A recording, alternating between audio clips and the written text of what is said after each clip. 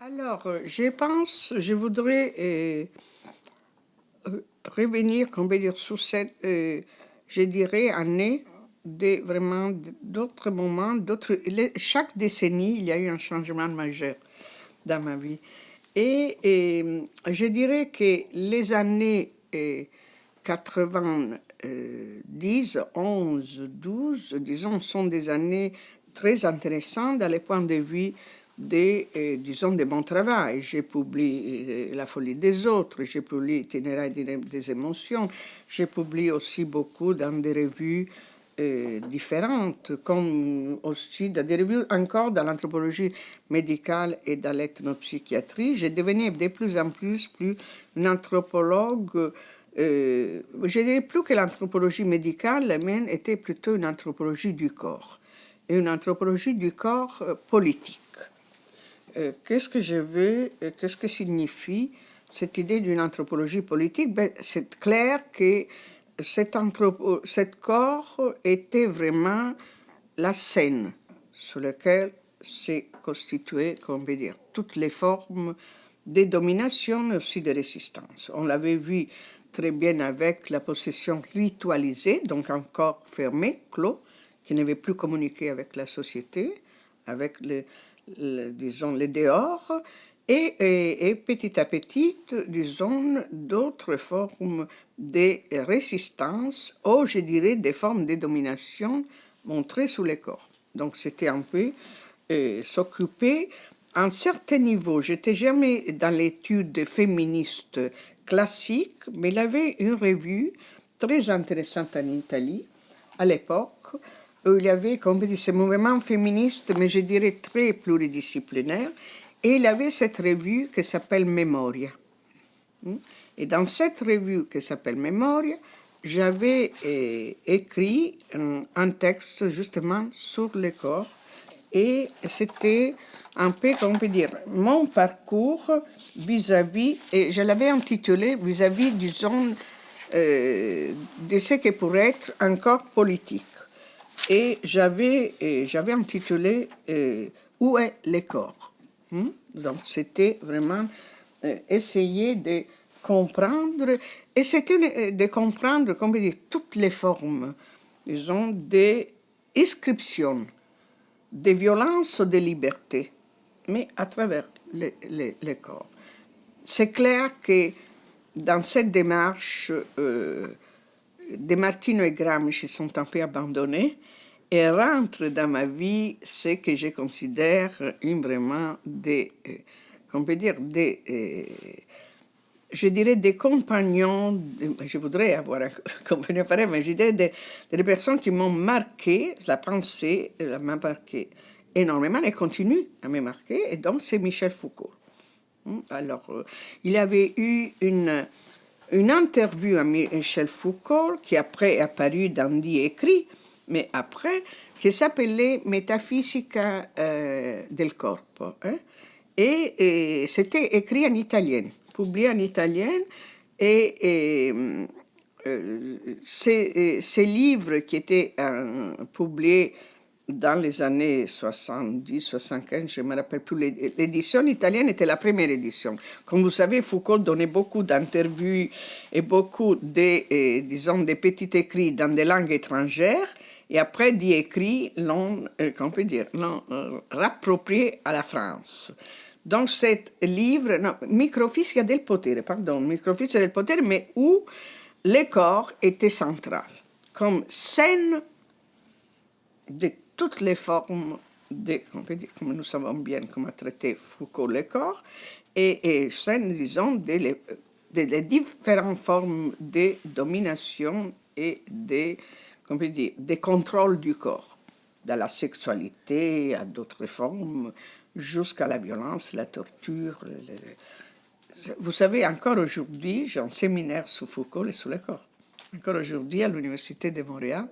Donc, on signifie qu'encore 25 ans après, il y a encore cette force de la pensée de Foucault qui génère d'autres réflexions pour moi en anthropologie.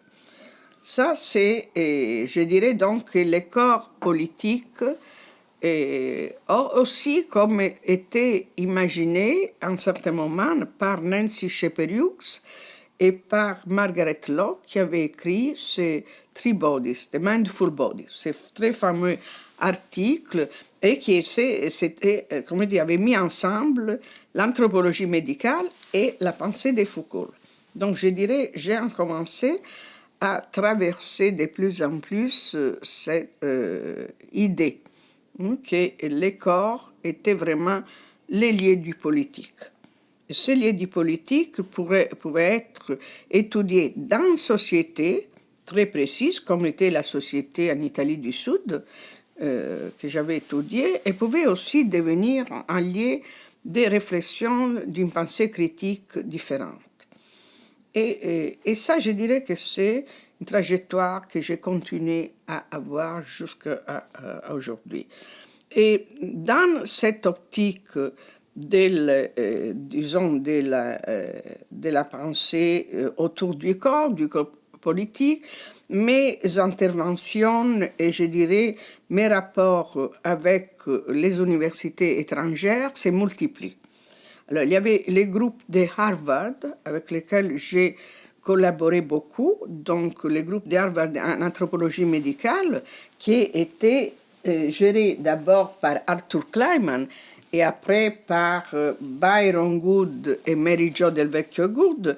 Et vous voyez, ça c'est un numéro spécial que j'ai fait avec Deborah Gordon, j'ai édité avec Deborah Gordon, et c'est dans la revue très connue Culture, Medicine, Psychiatry, et publié en juin 1990, donc c'est vraiment c'est 90, 91, 92, où c'est pas par hasard que Crapanzano est dedans, Elecoren est dedans, Fabresada est dedans, Andras de Pleny est dedans, René Devich, Margaret Lock et moi-même. Okay? Donc, et comment on l'a intitulé, c'était vraiment Traversing Boundaries, European and North American Perspective on Medical and Psychiatric Anthropology. Donc, c'était vraiment cette idée de mettre ensemble les penseurs qui travaillaient et n'avaient pas peur de travailler sur Traversing Boundaries. Alors, c'est encore un moment très important, mais dans ces moments très importants, se passent aussi des choses personnelles. Personnelles et politiques à la fois. Donc personnel, je dirais, un moment très difficile dans ma vie privée, la mort de mon frère adoré, une mort très dramatique, et donc qui me laisse, on peut dire, vraiment très très blessée. Et un panorama politique, et aussi dans les universités italiennes, effrayant. C'était la fin du terrorisme, mais le terrorisme nous avait marqué beaucoup.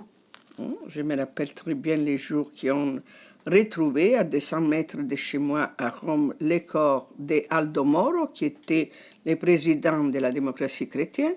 C'était à 200 mètres de chez moi. Je devais aller à l'université, je ne suis jamais arrivée parce que je sors de chez moi en voiture, bloquée par la police, on est resté toute la journée là.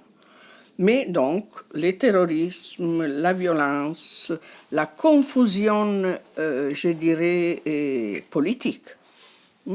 Et je voyais aussi, comme dire, les rêves du 68, les rêves d'une société plus juste, égalitaire, tomber à l'eau par le terrorisme d'un côté et par la corruption très forte des politiciens en Italie, et qu'à un certain moment, toujours dans la même année, 90, 11, 12, il y a pratiquement une classe politique qui est détruite et les présidents, les premiers ministres cherchés par la police, donc ce qui s'appelle en italien tangentopoli.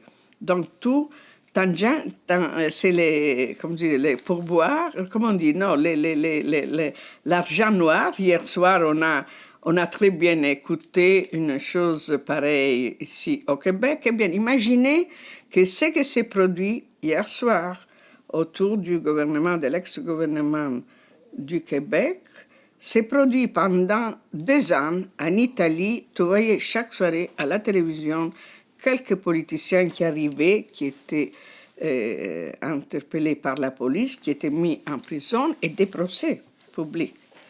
Alors, tout ça, d'un côté, tu pouvais dire, ah bien, ils sont en train d'aller en prison, mais la corruption, mais d'autre part, vous savez, c'est quelque chose qui est entre le terrorisme avant, qui émanait une confusion énorme à l'intérieur de la gauche, et encore cette, disons, je dirais, déroute totale de la classe politique. Vous pensez que ce premier ministre italien, qui s'appelait Craxi, a fui et il allait vivre en Tunisie, il est mort en Tunisie, il n'a jamais pu rentrer en Italie, parce que si elle rentrait en Italie, elle est en prison.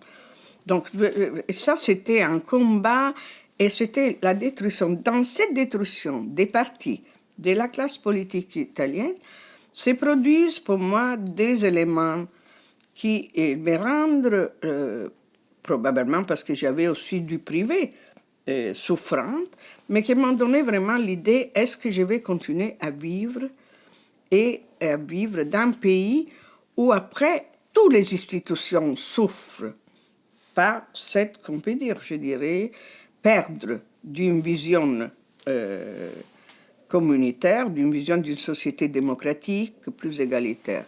Et un été dramatique, c'est la mort de Giovanni Falcone, que je connaissais bien. Je me rappelle très bien, j'étais avec Gilles Bibeau à Paris. On rentrait d'un un colloque très intéressant où j'avais présenté les apocalypses culturelles de De Martino. Imaginez-vous, apocalypse culturelle. C'était une des dernières réflexions de De Martino, plus ouverte justement sur une idée globale de la crise, tout à fait qu'on pourrait reprendre aujourd'hui.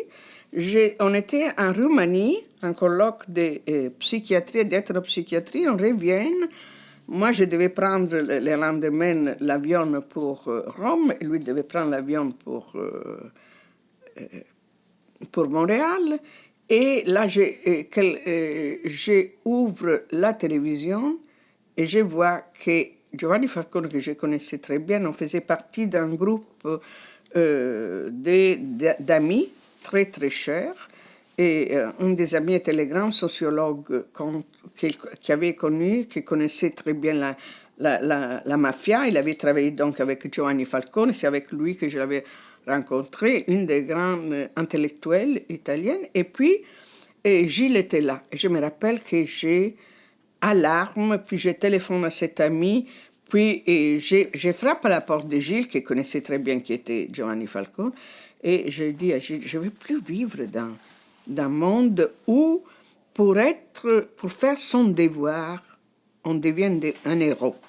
Pourquoi il faut être un héros pour faire son devoir et vivre dans, comment on peut dire, dans les valeurs, dans la morale, dans un sens de la société démocratique. Je me rappelle très bien, cette histoire va rester dans ma vie à jamais. Ça. Et donc, c'est dans ma tête, donc le monde universitaire italien, j'ai trouvé qu'il vivait beaucoup cette confusion, cette difficulté. Et après, dans cette, je dirais, difficulté politique générale de l'Italie, qui me donnait plus des intérêts, la possibilité de participer. Peut-être qu'il était encore, j'ai ce côté passionné, romantique peut-être, mais j'ai besoin, je ne suis pas quelqu'un qui est capable de vivre, de penser sans avoir un rapport externe très fort, très important. Et qui est autre, important, tout à fait, qui partage mes valeurs. Alors, je suis très sensible au monde externe. Peut-être que c'est une bonne chose pour être un anthropologue, parce que quand tu vas sur les terrains, qu'on peut dire, tu absorbes complètement l'autre, mais, ou l'autrui, comment dire, tous les processus, mais donc, pour moi, cette période de cette Italie, qui a commencé bien avant, mais disons, c'était arrivé un moment aussi difficile. Et puis, j'avais vu, on ne comprenait pas encore, mais les personnages de Berlusconi ont commencé à entrer dans la scène. Alors je dirais que je n'avais plus envie de vivre en Italie. Donc c'est très bizarre, c'est très... Et j'étais prête à chercher une autre expérience. Et dans chercher une autre expérience, je ne voulais pas, je n'ai jamais pensé qu'on peut dire, la France est bien différente, mais je n'avais jamais pensé parce que c'était quand même tous les mandarinats, tous les rapports autour de l'université, très, très bien encadrés sur des règles, comment dire, pas d'égalitarisme en tout cas, très, très compliqué et très, très intéressant aussi. Paris, pour moi, était toujours la ville la plus stimulante dans les points de vue intellectuels, mais c'était vraiment fatigant. Et je me suis dit toujours, mais c'était pas, qu'on peut dire, vérifié alors, cette idée que c'est vrai, Montréal, c'est pour être une ville où j'aimerais bien, c'est pas les États-Unis, mais c'est approche, je regarde avec un œil les États-Unis, et l'autre œil regarde Paris, tout à fait, comme dit, une vie... mais c'était vraiment un rêve, c'était quelque chose qui, comme ça, je n'avais pas pensé. Je dois dire que quand même, il y a eu 3 choses qui me font comprendre que, à un niveau inconscient, l'idée de partir était là. La première était ce désir très fort d'avoir un doctorat en anthropologie. Comme j'ai dit, ce n'était pas nécessaire après, comme un doctorat, disons, la psychanalyse, la psychologie et la philosophie. Mais donc, ça devait être quelque chose qui me disait, je vais être dans, comme on dit, dans la norme de tous les gens qui circulent à l'étranger. La deuxième chose qui m'a fait vraiment beaucoup réfléchir, c'était que j'ai trouvé de plus en plus des convergences entre les gens qui venaient dans des autres pays et, disons, et mes inquiétudes et mes intérêts. Alors, je vois, de plus en plus, j'ai regardé qu'il y avait les théories critiques en Amérique du Nord. On commençait à voir comment disons, tous les mouvements postmodernes rentraient dans les sciences sociales. Et c'était des choses qui m'ont commencé à intéresser vraiment beaucoup parce que j'avais toujours cette tendance du trickster que quand j'étais dans une discipline, j'allais à la marge de cette discipline et j'ai commencé à voir la possibilité de critiquer cette discipline en la faisant dialoguer avec une autre discipline. Ça, c'était un peu mon idée. Et donc, il y avait eu aussi, j'avais dit, un autre épisode, un ami, donc mon tendance inconsciente d'avoir un doctorat, un ami qui aujourd'hui enseigne à Los Angeles, qui était dans mon département, au Sierra, mais qui, en partant pour Los Angeles, m'avait dit, mais tu sais, je pars, mais dans 3 ans, selon moi, tu me suivras, tu viendras aussi en Amérique du Nord. Je te vois très pour l'Amérique du Nord, Mariella. Je te vois pas en Europe. C'était drôle, aujourd'hui on rigole quand on se rencontre, mais il y avait cette idée, Et aussi un autre prof italienne qui avait fait quand même, il avait eu beaucoup d'expérience. Il continue à me dire, tu n'es pas quelqu'un qui est fait par l'université italienne, mais comme on peut dire, je dirais institution, forme bureaucratique, forme d'hégémonie, forme, disons, pas la critique sur la qualité de la pensée ou des chercheurs, plutôt sur l'organisation institutionnelle, que je trouve encore aujourd'hui totalement différente, après que je suis arrivée ici. Et voilà, alors ça c'est privé-public qui s'entrecroisent et à un certain moment, par hasard, s'ouvre un poste à l'Université de Montréal et qui était en littérature comparée, mais qui après est devenu et quelque chose qui était devenu joint appointment avec l'anthropologie. Alors, en littérature comparée, pourquoi? L'Université de Montréal avait un département de littérature comparée très intéressant, parce que c'était vraiment pas beaucoup de la littérature, mais c'était les grandes théories critiques, étaient fondées par quelqu'un qui avait beaucoup de rapports aussi avec les groupes de Rice, donc aussi avec les anthropologues de l'anthropologie appelons postmoderne, et j'étais venue ici pour enseigner encore une fois,